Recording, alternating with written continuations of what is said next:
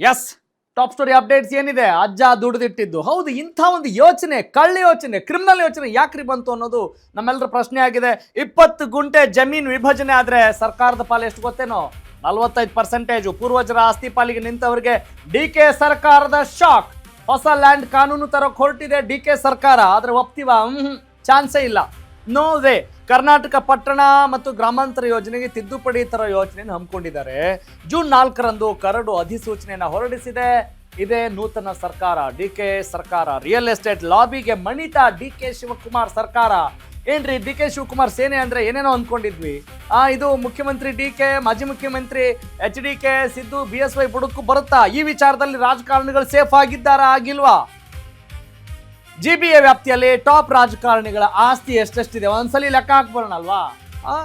ಏನು ಅದೆಷ್ಟು ಸುಲಭವಾಗಿ ಇವ್ರು ಹೇಳ್ತಿದ್ದಾರೆ, ಗುಬ್ಬಿ ಮೇಲೆ ಬ್ರಹ್ಮಾಸ್ತ್ರ ಅನ್ನೋ ಹಾಗ.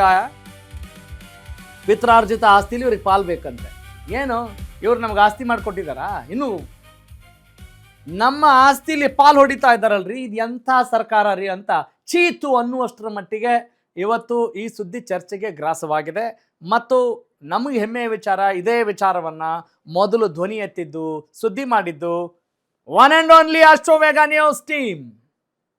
ಎಕ್ಸ್ಪರ್ಟ್ಸ್ಗಳ ಜೊತೆಗೆ ಕೂತ್ಕೊಂಡು ಅದರ ಸಾಧಕಗಳೇನು, ಬಾಧಕಗಳೇನು, ಯಾವ ಕಾರಣಕ್ಕಾಗಿ ಹಿಂಗೆ ಮಾಡ್ತಾ ಇದ್ದಾರೆ, ಇಂಚಿಂಚೂ ಕೂಡ ಮಾಹಿತಿಯನ್ನ ನಿಮ್ಮ ಅಶ್ವವೇಗ ನ್ಯೂಸ್ ಬಿತ್ತರಿಸಿದ್ದು, ಪ್ರಸ್ತುತಪಡಿಸಿತ್ತು. ಎಸ್, ಇತ್ತೀಚೆಗಷ್ಟೇ ಬೆಂಗಳೂರು, ಬೃಹತ್ ಬೆಂಗಳೂರು ಪಾಲಿಕೆಯ ವ್ಯಾಪ್ತಿ ವಿಸ್ತಾರಗೊಳ್ತಾ ಇದೆ, ಎಕ್ಸ್ಟೆಂಡ್ ಆಗ್ತಾ ಇದೆ. ಅದಕ್ಕೆ ಪೂರಕವಾದಂಥ ಅಪ್ಡೇಟ್ಸ್ ನೋಡ್ತಾ ಹೋಗೋಣ. Yes, this extension will make the noise. GBA ವ್ಯಾಪ್ತಿಗೆ CMC, TMC ಮತ್ತು ಹಲವು ಹಳ್ಳಿಗಳಿದ್ದಾವೆ. ಏನಂಗಂದ್ರೆ ಬೆಂಗಳೂರು ಹೊರವಲಯ ಸಂಪೂರ್ಣ ನಗರೀಕರಣ ಆಗಿಲ್ಲ. ಬೆಂಗಳೂರು ಹೊರವಲಯದಲ್ಲಿ ಅವಿಭಕ್ತ ಕುಟುಂಬಗಳು ಹೆಚ್ಚಿದ್ದಾವೆ, ಜಾಯಿಂಟ್ ಫ್ಯಾಮಿಲಿಗಳು ಜಾಸ್ತಿ ಇದ್ದಾವೆ. ಆ ಅವಿಭಕ್ತ ಕುಟುಂಬಗಳ ಆಸ್ತಿ ಹಂಚಿಕೆಗಳು ಇನ್ನೂ ಇತ್ಯರ್ಥ ಆಗಿಲ್ಲ. ಅವಿಭಕ್ತ ಕುಟುಂಬಗಳ ಆಸ್ತಿಯ ಎ ಖಾತಾ ಈ ಖಾತಾ ಕೂಡ ಆಗಿಲ್ಲ. ಇಂಥ ಹೊತ್ತಲ್ಲಿ ಖಂಡಿತವಾಗ್ಲೂ ಮುಖ್ಯಮಂತ್ರಿ DK ಶಿವಕುಮಾರ್ ಅವರ ಈ ನಿರ್ಧಾರ ನಿಜಕ್ಕೂ ಕೂಡ ಉಚಿತವಲ್ಲ. 20 ಗುಂಟೆ ಮೇಲ್ಪಟ್ಟು ಸೈಟ್ ಇರೋ ಅವಿಭಕ್ತ ಕುಟುಂಬದವರಿಗೆ ಖಂಡಿತವಾಗ್ಲೂ ಶಾಕ್ ಆಗೇ ಆಗತ್ತಿದು. ನೋಡಿ, ಇದು ಯಾವ ಸೀಮೆ ನ್ಯಾಯ ಹೇಳಿ ನೋಡೋಣ. ರಾಜ್ಯ ಸರ್ಕಾರಕ್ಕೆ ಬಿಟ್ಕೊಡ್ಬೇಕಂತೆ ಒಂದಲ್ಲ ಎರಡಲ್ಲ, ಅಸಲಿಗೆ ನಾವು ಟ್ಯಾಕ್ಸ್ ಕಟ್ತಿದ್ದೀವಲ್ಲೇನ್ರಿ? ಎಲ್ಲದರಲ್ಲೂ ಟ್ಯಾಕ್ಸ್ ಕೊಡ್ತೀರಾ, ಮತ್ತೇನು ನಿಮ್ದು ಎಕ್ಸ್ಟ್ರಾ 45%? ರಿಯಲ್ ಎಸ್ಟೇಟ್ ಡೆವಲಪರ್ಗಳಿಗೆ ಸರ್ಕಾರದ ರೆಡ್ ಕಾರ್ಪೆಟ್. ಯಾವಾಗಲೂ ಅಷ್ಟೇ, ಉಳ್ಳವರು ಶಿವಾಲಯ ಮಾಡೋರು ಅನ್ನೋದು ಮೋಸ್ಟ್ಲಿ ಇದಕ್ಕೆ ಅನಿಸುತ್ತೆ. ಇಡೀ ಆಸ್ತಿ ಬಿಲ್ಡರ್ ಡೆವಲಪರ್ಗೆ ಮಾರಿಕೊಳ್ಳುವ ಸನ್ನಿವೇಶ ಸೃಷ್ಟಿಯಾಗ್ತಾ ಇದೆ. That is the point to B discussed, that is the news, that is the top story. ನೋಡಿ, ಬೆಂಗಳೂರು ಅಂತ ಹೇಳಿದ್ರೆ ಹಿಂಗೆ ಕಾಣಿಸುತ್ತೆ ನಮ್ಗೆ ಅಲ್ವಾ? ಏನೇನೋ ಕಷ್ಟಪಟ್ಕೊಂಡು ಆಸ್ತಿ ಮಾಡಿರ್ತಾರೆ ಅಲ್ವಾ, ಮಕ್ಕಳಿಗೆ ಮೊಮ್ಮಕ್ಕಳಿಗೆ. ಏನಿದೇನು ಹೊಸ ವಿಚಾರನ? ಆಸ್ತಿ ಯಾಕ್ರಿ ಮಾಡ್ತಾರೆ? ನಿಶ್ಚಿಂತೆಯಿಂದ ಕೊನೆಗಾಲದಲ್ಲಿ ಆರಾಮಾಗಿರೋಣ, ನಮ್ಮ ಮಕ್ಕಳು ಮೊಮ್ಮಕ್ಕಳು ಸುಖವಾಗಿರಲಿ, ಸಿಂಪಲ್ ಅಂಥದ್ರಲ್ಲಿ ನಿಮ್ದು ಯಾವ ಖ್ಯಾತೆ ಇದು? ನಿಮ್ದು ಖಾತೆ ವಿಚಾರಗಳನ್ನೇ ಸರಿ ಮಾಡ್ಕೊಳಕ್ಕಾಗಲ್ಲ, ನೀವು ಮಧ್ಯಕ್ಕೆ ಬಂದು ಏನೋ ಒಂದು ತುರುಕು ಬಿಡ್ತೀರಲ್ಲ, ಇದನ್ನೆಲ್ಲ ಸಹಿಸ್ಕೊಳ್ಬೇಕೇನ್ರಿ? ಹೇಳಿ, first of all tell me the reason. What is the reason behind this? ಈ ಒಂದು ಕುತಂತ್ರಕ್ಕೆ, ಈ ನಿಮ್ಮ ತಂತ್ರಗಾರಿಕೆಯ ಹಿಂದಿರುವ ಉದ್ದೇಶ ಏನು? That has to be revealed. ಅದನ್ನು ಜನ ತಿಳಿದುಕೊಳ್ಳುವಂಥ ಹಂಬಲದಲ್ಲಿದ್ದಾರೆ. ಏನಾಗ್ತಾ ಇದೆ ಇವರಿಗೆ? ತಲೆ ಇಲ್ವಾ? DK ಶಿವಕುಮಾರ್ ಸಾಹೇಬ್ರೆ, I keep on repeating, DK Shivakumar ಮತ್ತು DK ಸುರೇಶ್, ಮೊದಲು ನಿಮ್ಮ ಆಸ್ತಿ ಹಂಚಿಕೆ ಆಗಿಬಿಡಿ. 45% ಕೊಟ್ಬಿಡಿ, ನೀವಿನ್ನೂ ಜಾಸ್ತಿನೇ ಕೊಡಿ. ಸಿಕ್ಕಾಪಟ್ಟೆ ಆಸ್ತಿ ಇದೆ ಅನ್ನೋ ಒಂದು ಮಾತಿದೆ ಅಲ್ವಾ? ಅಫ್ಕೋರ್ಸ್ ನೀವು ಡಿಕ್ಲೇರ್ ಮಾಡ್ಕೊಂಡಿದ್ದೀರಿ. ಮುಖ್ಯಮಂತ್ರಿಗಳು ಶ್ರೀಮಂತರು. ಭಾರತದಲ್ಲೇ ಅತಿ ದೊಡ್ಡ ಶ್ರೀಮಂತ ಮುಖ್ಯಮಂತ್ರಿ ಯಾರಾದರೂ ಇದ್ರೆ ಯಾರದು? ಎಸ್, ಅದು DK ಶಿವಕುಮಾರ್. ಆಯಿತಾ? ನೀವು ಹಿಂಗೆ ಮಾಡ್ಕೊಂಡ ತಕ್ಷಣ ಆಯಿತು ಒಪ್ಕೊಂಡ್ರೆ, ಒಂದು ವೇಳೆ ನಮ್ಮ ಜನ ಯಾಕೆ ಮಾಡ್ಬೇಕು ಹೇಳಿ? ಏನಿದ್ರೆ ಹಕ್ಕಿಕತ್ತೇನೋ? ಏನಾದರೂ ಲಂಗು ಲಗಾಮು ಲಾಜಿಕ್ಕು ಏನಾದರೂ ಇದೆಯಾ ಇದಕ್ಕೆ? ಏನಿಲ್ಲ. That is the news, that is the point, that is the top story. Yes, DK ಸರ್ಕಾರದ ಕಾನೂನು ನಿಜಕ್ಕೂ ಜಾರಿಯಾದ್ರೆ ಏನಾಗುತ್ತೆ ಅನ್ನೋ ವಿಚಾರ ಬಗ್ಗೆ ಒಂದಿಷ್ಟು ಗಮನ ಹಾಕೋಣ. DK ಸರ್ಕಾರದ ಕಾನೂನು ನಿಜವಾಗ್ಲೂ ಜಾರಿ ಆದರೆ ಏನಾಗುತ್ತೆ? ತಮ್ಮ ಮಕ್ಕಳಿಗೆ ಆಸ್ತಿ ಹಂಚೋಕೆ ಹೋದ್ರೆ ಏನಾಗುತ್ತೆ? CM ಸಾಹೇಬ್ರೆ, 2 ಹೆಣ್ಮಕ್ಳಿದ್ದಾರೆ, ಒಬ್ಬ ಮಗನನ್ನು ಹೊಂದಿರುವಂಥ ಮುಖ್ಯಮಂತ್ರಿ DK Shivakumar. D K she ಆಸ್ತಿ ಹಂಚೋಕೆ ಹೋದರೆ ಅರ್ಧದಷ್ಟು ಸರ್ಕಾರಕ್ಕೆ ಕೊಡಬೇಕಾಗತ್ತೆ. ಅವ್ರು ಅನ್ಬೋದು ಸರ್ಕಾರ ನಮ್ಮದೇ ರೀ ಅಂತ. ಹಾಗಿದ್ರೆ ಬೆಂಗಳೂರು ವ್ಯಾಪ್ತಿಯಲ್ಲಿ ಡಿ ಕೆ ಶಿವಕುಮಾರ್ ಅವರ ಜಾಗ ಆದರೂ ಎಷ್ಟಿದೆ ರೀ ನೋಡ್ಬೇಕಲ್ಲ ನಾವು. ಸುಮ್ಮನೆ ಶ್ರೀಮಂತರು ಅಂತ ಹೇಳಿದ್ರೆ ಪಾಪ ಅವ್ರಿಗೂ ಇರೋದನ್ನ ಹೇಳ್ರಯ್ಯ ಅಂತ ಅನ್ನಿಸ್ಬೇಕಲ್ಲ. ಸಿದ್ದರಾಮಯ್ಯ ಅವರ ಆಸ್ತಿ ಎಷ್ಟಿದೆ, HDK ಆಸ್ತಿ ಎಷ್ಟಿದೆ, BSY ಆಸ್ತಿ ಎಷ್ಟಿದೆ, ಯಾವ್ಯಾವ ರಾಜಕಾರಣಿಗಳ ಆಸ್ತಿ ಎಷ್ಟೆಷ್ಟಿದೆ ಹೊರವಲಯದಲ್ಲಿ, ಅವ್ರ ಆಸ್ತಿಗಳಿಗೂ ಬರುತ್ತಾ ಸಂಚಕಾರ, ಸರ್ಕಾರಕ್ಕೆ ಅವ್ರ ಪಾಲು ಹೋಗುತ್ತಾ? If it is executed, if it is implemented, ಅದರ ಸಂಪೂರ್ಣ ಮಾಹಿತಿಯನ್ನು ನಾವು ನೋಡಲೇಬೇಕಾಗಿದೆ ಅಲ್ವಾ? Yes, okay Naveen, okay graphics ಇದೆಯಂತೆ. ಎಸ್, ಆ ಪಾಯಿಂಟ್ಸ್ ನೋಡ್ತಾ ಹೋಗೋಣ. ಸರ್ಕಾರಕ್ಕೆ ಪಾಲು ಕೊಡ್ತಾರ ಡಿ ಕೆ ಶಿವಕುಮಾರ್? ಓಕೆ, ಎಷ್ಟಿದೆ? BM ಕಾವಲಲ್ಲಿ 4 ಎಕರೆ, ಸರ್ಜಾಪುರದಲ್ಲಿ 3 ಎಕರೆ, ಮತ್ತೆ BM ಕಾವಲಲ್ಲಿ ಇದೆಯಾ? ಭೂಪ್ಸಂದ್ರದಲ್ಲಿ 4000 ಸ್ಕ್ವೇರ್ ಫೀಟ್ ಇದೆ. ಗೋಪಾಲ್ಪುರದಲ್ಲಿ 5244 ಸ್ಕ್ವೇರ್ ಫೀಟ್ ಇದೆ. ಗೋಪಾಲ್ಪುರದಲ್ಲಿ 6409 ಸ್ಕ್ವೇರ್ ಫೀಟ್ ಇದೆ, ಅಂದರೆ ಸಪ್ರೇಟ್ ಇದೆ. ಓಕೆ, ಗೋಪಾಲ್ಪುರದಲ್ಲಿ ಒಟ್ಟು ಎಷ್ಟಿದೆ ಹೇಳ್ಬಿಡ್ರಪ್ಪ? 18780 ಸ್ಕ್ವೇರ್ ಫೀಟ್ ಇದೆ.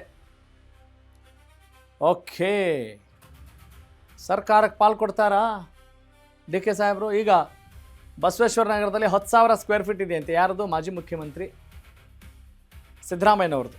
ಓಕೆ, ಇದು ಸಿದ್ದರಾಮಯ್ಯನವ್ರಿಗೆ ಸಂಬಂಧಪಟ್ಟಂಥದ್ದು. ವಿಜಯನಗರದಲ್ಲಿ 9,000 ಸ್ಕ್ವೇರ್ ಫೀಟ್ ಇದೆ ಜಾಗ. ಅಷ್ಟು ಜಾಗ ಇದೆ. ನಮ್ಮ ಮುಖ್ಯಮಂತ್ರಿಗಳದ್ದು, ಮಾಜಿ ಮುಖ್ಯಮಂತ್ರಿಗಳದ್ದೆಲ್ಲ ನೋಡ್ತಾ ಹೋಗೋಣ. ಈಗ ವಿಜಯನಗರದಲ್ಲಿ 9,000 ಸ್ಕ್ವೇರ್ ಫೀಟ್ ಇದೆ. ನೆಕ್ಸ್ಟ್, ಓಕೆ, ಹಿರಿಕರ್ಗೆ ಮಲ್ಲಿಕಾರ್ಜುನ್ ಖರ್ಗೆ ಸಾಹೇಬ್ರದ್ದು. ಓಕೆ, ಕಮಿಷನರೇಟ್ ರಸ್ತೆಯಲ್ಲಿ 1125 ಸ್ಕ್ವೇರ್ ಫೀಟು, RT ನಗರದಲ್ಲಿ 1200 ಸ್ಕ್ವೇರ್ ಫೀಟು, ಸದಾಶಿವನಗರದಲ್ಲಿ 571 ಸ್ಕ್ವೇರ್ ಫೀಟು, ಮಾರತ್ತಹಳ್ಳಿಯಲ್ಲಿ 1200 ಸ್ಕ್ವೇರ್ ಫೀಟ್. ಯಾರಿಗ್ರಿ ಬೇಕು ಈ ನ್ಯಾಯ? ನಿಮಗೆ ತಲೆನೋವು ಆಗ್ಬಿಡುತ್ತೆ. ಸಚಿವರೇ, ಮುಖ್ಯಮಂತ್ರಿಗಳೇ, ಅಧ್ಯಕ್ಷರೇ. Yes, this is what going on, this is the status. ಇನ್ನು ದೊಡ್ಡಾನೆಕುಂದಿಯಲ್ಲಿ 29,500 ಸ್ಕ್ವೇರ್ ಫೀಟ್. ಯಾರ್ದು?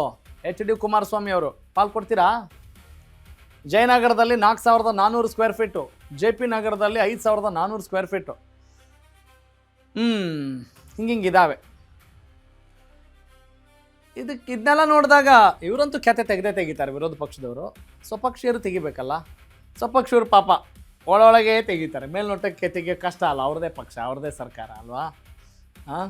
ಓಕೆ, ಈಗ HD ರೇವಣ್ಣ ಅವರ ಸಮಾಚಾರಕ್ಕೆ ಬರೋಣ. KR ಪುರಂನಲ್ಲಿ 20,171 ಸ್ಕ್ವೇರ್ ಫೀಟ್ ಇದೆ. ಯಲಹಂಕದಲ್ಲಿ 5,010 ಸ್ಕ್ವೇರ್ ಫೀಟ್ ಇದೆ. ಇನ್ನು ಬನಶಂಕರಿ ಅಂದ್ಕೊಳ್ತೀನಿ 2ನೇ ಸ್ಟೇಜಲ್ಲಿ 2,160 ಸ್ಕ್ವೇರ್ ಫೀಟ್ ಇದೆ. ತಾವರೆಕೆರೆಯಲ್ಲಿ 1,200 ಸ್ಕ್ವೇರ್ ಫೀಟ್ ಇದೆ. ಸರ್ಕಾರಕ್ಕೆ ಪಾಲು ಕೊಡ್ತೀರಾ ರೇವಣ್ಣ ಅವರೇ? ಇನ್ನು ಯಡಿಯೂರಪ್ಪ ಅವರ ವಿಚಾರಕ್ಕೆ ಬಂದ್ಬಿಡೋಣ. ಗೆದ್ದಲಹಳ್ಳಿಯಲ್ಲಿ 2,940 ಸ್ಕ್ವೇರ್ ಫೀಟು, ಡಾಲರ್ಸ್ ಕಾಲೋನಿಯಲ್ಲಿ 4,000 ಸ್ಕ್ವೇರ್ ಫೀಟು, ಎಂಬೆಸಿ ಹೆರಿಟೇಜಲ್ಲಿ 2,121 ಸ್ಕ್ವೇರ್ ಫೀಟ್ ಇದೆ. ಸರ್ಕಾರಕ್ಕೆ ಪಾಲು ಕೊಡ್ತೀರಾ ಮಾಜಿ ಮುಖ್ಯಮಂತ್ರಿಗಳೇ? ಯಡಿಯೂರಪ್ಪನವರೇ. ಇನ್ನು ನಮ್ಮ ವಿಪಕ್ಷ ನಾಯಕ R ಅಶೋಕ್ ಅವರು ಸಿಂಗಾಪುರದಲ್ಲಿ 4 ಎಕರೆ ಇದೆಯಂತೆ. ಬೆಂಗಳೂರಿನ ಸಿಂಗಾಪುರ 1.4 ಎಕರೆ ಮತ್ತೊಂದು ಕಡೆ ಇದೆ. ಜಾಲಹಳ್ಳಿಯಲ್ಲಿ 615 ಸ್ಕ್ವೇರ್ ಫೀಟ್ ಇದೆ. ಆಮೇಲೆ ತಪ್ಪಾಗಿದ್ರೆ ಸರಿ ಮಾಡಿ ನಮ್ಮ ಸಚಿವರೇ, ಮಾಜಿ ಮುಖ್ಯಮಂತ್ರಿಗಳು ಏನಾದರೂ ನಂಬರ್ಸ್ ನಾವೇನೋ ಕಡಿಮೆ ಹೇಳಿಬಿಟ್ಟಿದ್ರೆ ನೀವು ಜಾಸ್ತಿ ಮಾಡಿ ಅಂತ ಹೇಳಿದರೆ ಹಾಕ್ಕೊಳ್ತೀವಿ. ಆದರೆ ನೀವು ಕೊಡ್ತೀರಾ ಕೊಡಲ್ವ ಅನ್ನೋದನ್ನು ಹೇಳಬೇಕು.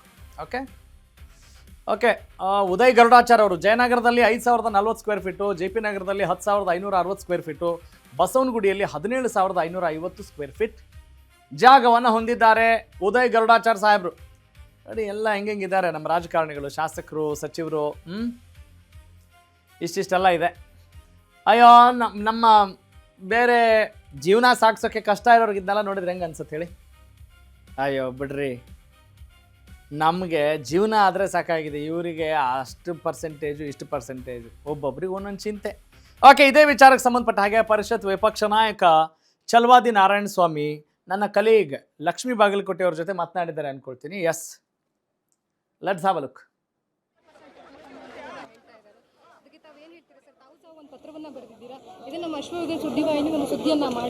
ನಿನ್ನೆ ಗವರ್ನರ್ಗೂ ನಾನು ಪತ್ರ ಬರೆದಿದ್ದೇನೆ. ಇದು ಹಗಲು ದರೋಡೆ, ಸರ್ಕಾರದ ಹಗಲು ದರೋಡೆ. ಪಿತ್ರಾರ್ಜಿತ ಆಸ್ತಿಗಳು ತಲತಲಾಂತರಗಳಿಂದ ಸಂಪಾದನೆ ಮಾಡಿ ಅನುಭವಿಸ್ತಾ ಇರ್ತಕ್ಕಂಥದ್ರಲ್ಲಿ ಭಾಗ ಮಾಡಬೇಕಂದ್ರೆ ನಿಮಗೂ ಭಾಗ ಕೊಡಬೇಕು ಅಂತಂತಂದರೆ ಎಂಥ ಇದು ಅಂದರೆ ಭೂಪ್ರೇಮ, ಭೂಪುತ್ರನಿಗೆ ಭೂಪ್ರೇಮ ಎಷ್ಟಿದೆ ಅನ್ನೋದು ಇದರಲ್ಲಿ ಗೊತ್ತಾಗತ್ತೆ. ಎಲ್ಲ ಕಾಂಗ್ರೆಸ್ನಲ್ಲಿ ಎಲ್ಲನೂ ಭೂಮಿ ಪುತ್ರರಾಗ್ಬಿಟ್ಟಿದ್ದಾರೆ. ಅವ್ರಿಗೆ ಭೂಮಿನೇ ಬೇಕು, ಯಾಕೆಂತಂದರೆ ಸೊ ಅದು ಬಿಟ್ಟು ಅವ್ರ ಜೀವನ ಮಾಡೋಂಥ ಪರಿಸ್ಥಿತಿಯಲ್ಲಿಲ್ಲ. ಇದು ನಿಜವಾದ ಅಗಲದೊರಡೆ. ಇದರ ಬಗ್ಗೆ ಕಾನೂನು ಇವರು ಇಷ್ಟ ಬಂದಂತೆ ಮಾಡ್ಕೊಳ್ಳಿಕ್ಕೆ ಬರೋದಿಲ್ಲ. ದೇಶಕ್ಕೆ ಒಂದು ಕಾನೂನು, ಕರ್ನಾಟಕಕ್ಕೆ ಒಂದು ಕಾನೂನು ಇರಲಿಕ್ಕೆ ಸಾಧ್ಯ ಇಲ್ಲ. ಅದರಿಂದ ನಾನು ಗವರ್ನರ್ ಅವರ ಗಮನ ಸೆಳೆದಿದ್ದೇನೆ. ಇದರ ಬಗ್ಗೆ ದೊಡ್ಡ ಹೋರಾಟವನ್ನು ಮಾಡ್ತೇವೆ. ಸದನದಲ್ಲಿ ಇದಕ್ಕೆ ಪ್ರಶ್ನೆ ಮಾಡ್ತಾ ಇದ್ದೇನೆ. ಅದಕ್ಕೆ ಅವರಿಂದ ಉತ್ತರ ಪಡ್ಕೊಳ್ತೇವೆ. ಯಾವ ರೀತಿಯಾಗಿ ತಾವು ಪತ್ರದಲ್ಲಿ ಉಲ್ಲೇಖವನ್ನು ಮಾಡಿದ್ದೀರಿ, ಕ್ರಮವನ್ನು ಕೈಗೊಳ್ಳಬೇಕು ಅಂತ ಹೇಳಿದ್ದೀರಿ? ಅದನ್ನೇ ಹೇಳಿದ್ದೀನಿ, ತಕ್ಷಣ ಕೈ ಬಿಡಬೇಕು. ಮೊದಲನೇದು, ನೀವು ಏನೋ ಕ್ರಮ ಕೈಗೊಳ್ಳೋದಲ್ಲ, ಅದನ್ನು ಕೈ ಬಿಡಬೇಕು. ಯಾಕಂದರೆ ಆಸ್ತಿ ನಿಮ್ಮದಲ್ಲ. ಇದುವರೆಗೂ ಆಸ್ತಿ ಇಟ್ಕೊಂಡವರು ನಿಮಗೆ ಟ್ಯಾಕ್ಸ್ ಕಟ್ಟಿದ್ದಾರೆ. ಅವರ ಅನುಭವದಲ್ಲಿದ್ದಾಗ ಪ್ರತಿ ವರ್ಷವೂ ಕೂಡ ನಿಮಗೆ ಟ್ಯಾಕ್ಸ್ ಕಟ್ಟಿನೇ ಅವ್ರು ಇಟ್ಕೊಂಡಿದ್ದಾರೆ. ಮತ್ತು ನಿಮಗೆ ಭಾಗ ಯಾಕೆ ಕೊಡಬೇಕು? ಭಾಗ ಕೇಳೋಕ್ಕೆ ನೀವೇನು ಸರ್ಕಾರ ಅಂತಂದರೆ ಆ ಒಂದು ಕುಟುಂಬದ ಭಾಗವಲ್ಲ. ಅದರಿಂದಾಗಿ ಭಾಗ ಕೇಳೋದು ಸರಿಯಲ್ಲ, ಅದು ಕೇಳಬಾರ್ದು. ಸೊ ನೋಡಿದ್ರಲ್ಲ, ಇದಿಷ್ಟು ಚಲವಾದಿ ನಾರಾಯಣ ಸ್ವಾಮಿ ಅವರ ಮಾತಾಗಿರುವಂಥದ್ದು. ಕ್ಯಾಮ್ರಾ ಪರ್ಸನ್ ವಿಕಾಸ್ ಜೊತೆ ಲಕ್ಷ್ಮೀ ಬಾಗಲಕೋಟೆ, ಅಶ್ವಗ ನ್ಯೂಸ್, ಬೆಂಗಳೂರು. ಎಸ್, ನನ್ನ ಕಲೀಗ್, ನಮ್ಮ ಪ್ಯಾನಲ್ ಪ್ರೊಡ್ಯೂಸರ್ ನವೀನ್ ಕೂಡ ಕೇಳ್ತಾ ಇದ್ರು, ಅಲ್ಲ ಎಲ್ಲ ರಾಜಕಾರಣಿಗಳು ಮೊದಲು ಒಂದು ಸಹಮತಕ್ಕೆ ಬಂದ್ಬಿಡಿ, ಆಮೇಲೆ ಸಾರ್ವಜನಿಕರಿಗೆ ಕೇಳಿ ಅಲ್ಲ, ಆರಾಮ್ ಕೊಡ್ತಾರೆ. ನಮ್ಮದು ಒಂದಿಷ್ಟು ಆಸ್ತಿ ಇದೆ, ಕೊಟ್ಬಿಡ್ತೀವಿ ಅಂತ ಹೇಳ್ತಿದ್ದಾರೆ. ಏನ್ರಿ ಸಚಿವರೇ, ಶಾಸಕರೇ, ಅದು ವಿರೋಧ ಪಕ್ಷ ಇರಬಹುದು, ಆಡಳಿತ ಪಕ್ಷ ಇರಬಹುದು ಅಲ್ವಾ? ಕೇಳಿದ್ರದ್ದು ಹಗಲು ದರೋಡೆ, ಅಕ್ಷರಶಃ ಹಗಲು ದರೋಡೆನೆ. ಇದರಲ್ಲಿ ಯಾವ ಅನುಮಾನ ಇಲ್ಲ, no doubt at all. Yes, ಈಗ ಇದೇ ವಿಚಾರಕ್ಕೆ ಸಂಬಂಧಪಟ್ಟ ಹಾಗೆ ಮತ್ತಷ್ಟು ಅಪ್ಡೇಟ್ಸ್ ನೋಡ್ತಾ ಹೋಗೋಣ. ಸರ್ಕಾರ ತರೋ ಯಾವುದೇ ಕಾನೂನು ಜನಪರವಾಗಿರಬೇಕು. ಹೌದು, ನಮಗೆ ಗೊತ್ತಿರೋ ಸಮಾಚಾರ. ಕಾನೂನು ಜನ ವಿರೋಧಿ ಆದರೆ ಜನ ದಂಗೆ ಹೇಳೋದು ಫಿಕ್ಸ್. ಹೌದು, ನಗರಾಭಿವೃದ್ಧಿ ಇಲಾಖೆಯ ವಿವಾದಿತ ರಿವೈಸ್ಡ್ ಮಾಸ್ಟರ್ ಪ್ಲಾನ್, ಓಕೆ, ಏನಿದು ಲ್ಯಾಂಡ್ ಕಾನೂನು ಜಾರಿಗೆ ಹೊರಟಿರುವ ಸರ್ಕಾರಕ್ಕೆ ಏನಾಗಿದೆ? ನಿಜಕ್ಕೂ ಇದು ಬಹಳ ಆಶ್ಚರ್ಯ ಆಗುತ್ತೆ. ಪಿತ್ರಾರ್ಜಿತ ಆಸ್ತಿ ರಿಯಲ್ ಎಸ್ಟೇಟ್ ಪಾಲಾಗೋಕೆ ಸಹಕರಿಸ್ತಾ ಇದೆಯಾ ಸರ್ಕಾರ? ಬರೀ ಡೆವಲಪರ್ಸು, ಲ್ಯಾಂಡ್ ಲಾರ್ಡ್ಸು, ಇದೇ ಸುದ್ದಿ. ಪಿತ್ರಾರ್ಜಿತ ಆಸ್ತಿ ಸರ್ಕಾರದ ಪಾಲಾಗಬಾರ್ದು, ನಮಗೆ ನಿಮ್ಮ ಜಮೀನು ಕೊಡಿ ಅಂತಾರೆ ಬಿಲ್ಡರ್ಸು. ಇದೊಂದು ಅಫೀಮ್ ಕಣ್ರಿ, ಇದೊಂದು ಮದ, ಇದೊಂದು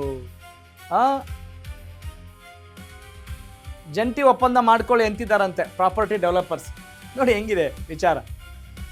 ಉದ್ದೇಶಿತ ಕಾನೂನಿಗೆ ಬೆಂಗಳೂರು ಭೂ ಮಾಲೀಕರು ಇನ್ನೇನು ಮೆರವಣಿಗೆ ಮಾಡ್ತಾರೆ, ಹೋಗೋದು ಉಪ್ಪಿನಕಾಯಿ ಹಾಕ್ತಾರೆ, ಆಕ್ರೋಶ ವ್ಯಕ್ತಪಡಿಸ್ತಾರೆ. ಮೊದಲೇ ಬೆಂಗಳೂರು ಅಂತ ಹೇಳಿದ ತಕ್ಷಣ ಹಿಂಗಿದೆ, silicon city Bengaluru, garden city Bengaluru, mostly ಆ ಎಲ್ಲ ಹೆಸರುಗಳಿಗೀಗ ಕಪ್ಪು ಚುಕ್ಕೆ ಬರುವಂಥ ಕೆಲಸ ಆಗ್ತಾ ಇದೆ ಅಲ್ವಾ? ಒಂದು ಕಡೆ ಬಿಡದಿ ಬಡಿದಾಟ, ಭೂಚಕ್ರ ವಿವಾದ, ಟೌನ್ಶಿಪ್ ಅನ್ನೋ ಹೆಸರಲ್ಲಿ ಅಲ್ಲೂ ಕೂಡ ಗೊಂದಲ. ಏನು ಒನ್ ಸೈಡೆಡ್. ಹೌದು ಬಿಡಿ, ಎಲ್ಲವೂ ಒಪ್ಕೊಳ್ಳೋ ಹಂಗಿರಲ್ಲ. ಕೆಲವೊಂದು ಸಲ ಚಾಲೆಂಜಸ್ ಇರುತ್ತವೆ. ಏನೋ ನೀವು ಮಾಡ್ತಾ ಇರೋ ಕೆಲಸ ಕಾರ್ಯಗಳು ಒಳ್ಳೇದಿರ್ಬೋದು ಅಂತ ಅಂದುಕೊಳ್ಳೋಕೆ ಅವಕಾಶನೇ ಇಲ್ವಲ್ಲ ಸ್ವಾಮಿ. ಎಷ್ಟು ಜನ ಅದು ಆಮೇಲೆ ಈಗ ಒಂದಿರ್ದು ಏನಾಗ್ತಿದೆ ಗೊತ್ತಾಗಬೇಕಾಗಿದೆ. ಈಗ ಅದು ಏನಾಗುತ್ತೆ. ಈಗ ರೀಸೆಂಟಾಗಿ ರಾಮಲಿಂಗಾರೆಡ್ಡಿ ಅವ್ರ ಜೊತೆ ಮಾತನಾಡ್ತಾ ಇದ್ದಾಗ ಅಶ್ವವೇಗ ಸ್ಟುಡಿಯೋದಲ್ಲಿ ಅವ್ರಿಗೆ ಕೇಳಿದ್ವಿ ಏನಾಗುತ್ತೆ ಅಂತ. ಅವ್ರು ಹೇಳ್ತಾ ಇದ್ರು, ಏನೋ ಇಷ್ಟಪಟ್ಟು ಜಮೀನು ಕೊಡೋರಿದ್ರೆ ಕೊಡಲಿ, ಇಲ್ಲಾಂದ್ರೆ ಇಲ್ಲ. ಅಂದರೆ ಅವ್ರಿಗೂ ಕೂಡ ಖಾತ್ರಿ ಇಲ್ಲ ಏನಾಗುತ್ತೆ ಏನಿಲ್ಲ ಅಂತ. ಒಂದು ಹಂತದವರೆಗೂ ಹೋರಾಟ, ಹಾರಾಟ, ಕಿರ್ಚಾಟ, ನಿಮ್ದೇನೋ ವೈಯಕ್ತಿಕ ಬೇಳೆ ಬೇಯಿಸ್ಕೊಳ್ಳೋಕ್ಕೆ ಆ ನಾಯಕರ ಆಟ, ಈ ನಾಯಕರ ಆಟ, ಬಾಬಾ ಬರೀ ಇದೇ ಆಗ್ಬಿಟ್ರೆ ಹೆಂಗ್ರಿ ನಿಮ್ಮದು ಒಂದು ಜೀವನಾನ ಅಂತ ಅನ್ನಿಸುವ ಹಾಗೆ ಆಗಿದೆ ಮರ್ಯಾದೆ ಇರೋರಿಗೆ.